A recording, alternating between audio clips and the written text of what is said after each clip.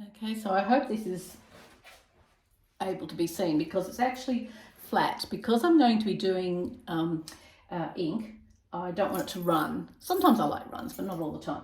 So I know there's a lot of people who are new to this, so let's just take it really slowly because then you get happiness.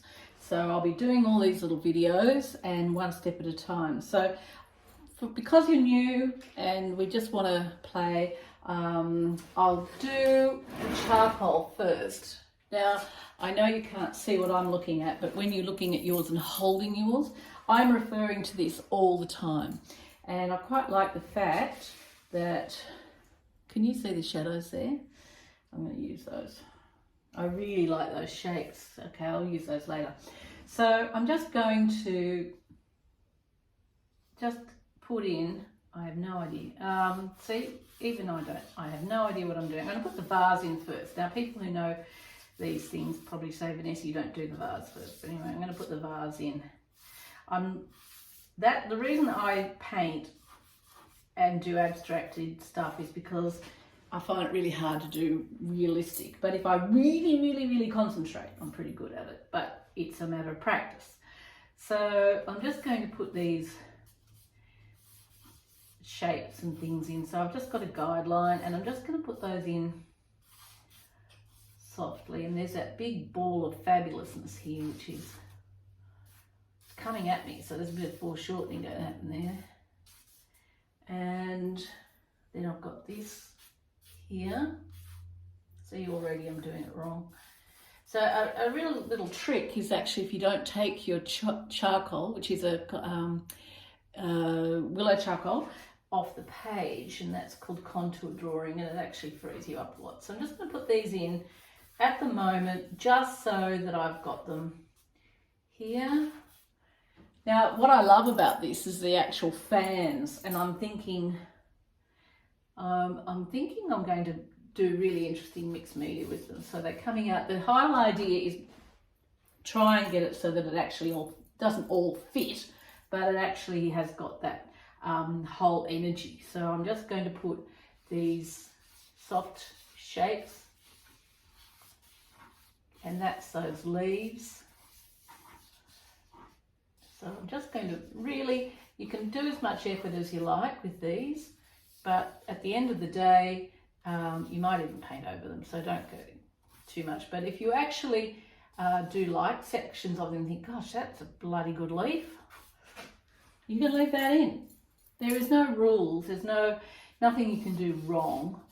Now these are really cute, these are these little leaf things, so I'm going to do interesting things with that. Another leaf here with these leaves. So I'm just going to get the, oh God, I'm crap at this, my back's hurting already.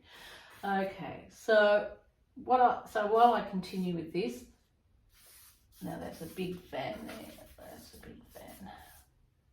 And there's another little fan here. All right, so you get the idea. So when you're holding your hand, your picture up, just keep referring. And we're going to lose it. I think the bloody vase is enormous. Why have I done that? Shit. Bring it down. There we go. Why did I do that? See? There we go. And I can bring everything down. All right? See, that's why it doesn't matter if you do a mistake. You can rub things out. You can put things in. All right, and now that's better. Abundant. That's what we want. All right, artistic license. So I'm going to show you some tricks.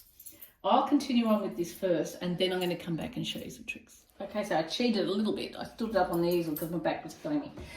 So because I've moved the vase down a bit, I've got an empty space here, so I might need artistic license. And that's why it's really good that you can actually move it around. You can get in other elements if you've got some dry flowers or other things that you'd like to put in to make it abundant. I really like the fact that it falls over, and that gives a reason to actually do a charcoal, do a shadow. Here we've still got the shadows in here. I'm going to use those later. So what I'm going to do now is I'm going to do some stick and ink, because we're doing mixed media rather than the painting so much. So I love these are my favourite inks, so let me have a look there. Can you see that? It's called a shellac ink. I get mine from Art Scene, but I'm sure you can get them some places.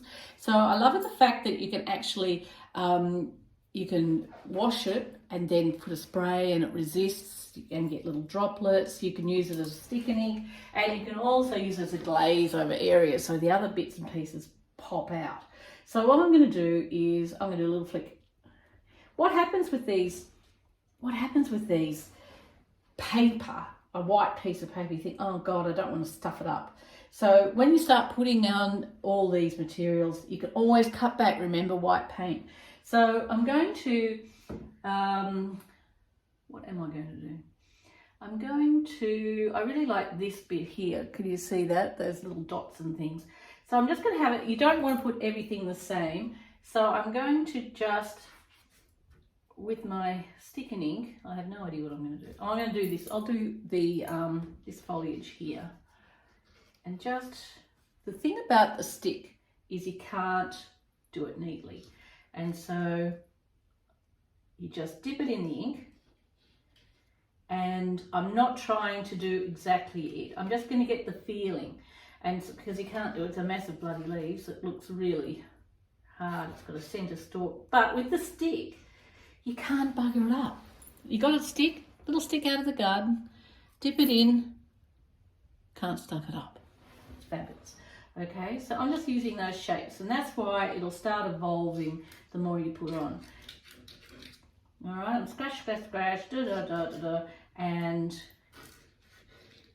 put these shapes in. And the more you do, don't worry, don't be too shy. Don't be too shy, because you can always paint over it. This is going to be amazing. Can you see that? So, little flap, boom, boom, boom, and well, it doesn't look like a pack of leaves, it actually looks like a flower, but anyway. When you use it, it's like when I do landscapes, even if I turn upside down, if I do something entirely different, I've still got the landscape because I've used it as a reference. All right, so I'm just going to do some more leaves. Oh, why don't I do this more often? It's so therapeutic instead of my tight little bloody oil paintings. Okay, so you've got the idea. Stick and ink. I'm going to do a little bit more and then come back to you because I have to think about what I'm going to do. But I'm going to think about also collage. But play with stick and ink. You should be doing this also on other paper, not rice paper, but practice on your cartridge paper, just to have a play, because it is the best thing. What I'll just do while you're there, what I'll do is just get it. Oh no, I'll do it later. Okay. Oh, look at that. Doesn't that look good? Love it.